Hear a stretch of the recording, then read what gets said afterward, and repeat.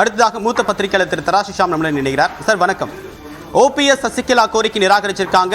அதிமுக தரப்பிலிருந்து KP முனுசாமி கண்டனம் தெரிவிச்சிருக்காரு. ஒன்றிணையக்கூடிய வாய்ப்பு இப்ப இருக்கா? அதிமுக ஏன் அதை மறுக்குது?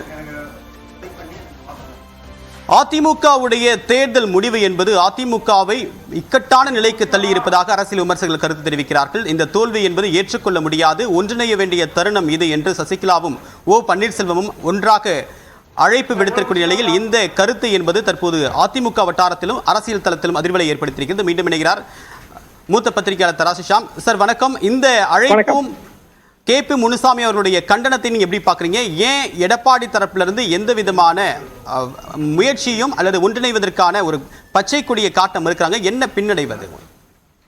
ஒற்றுமைக்கு குரல் கொடுப்பது அனைவரின் உரிமைதான். அதிமுகவில் தேர்தல் முடிவு என்பது சலசலப்பை ஏற்படுத்தியிருக்கிறது. ஒன்றுபடுவோம் என்று OPS சசிகலா அழைப்பு விடுக்கிறார்கள்.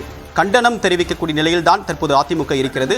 சம்பந்தமே இல்லை, OPSக்கும் சசிகலாவுக்கும் சம்பந்தம் இல்லை என்று KP முனுசாமி அவர்கள் இந்த பேச்சுக்கு முற்றுப்புள்ளி வைக்க முயன்றிருக்கிறார்.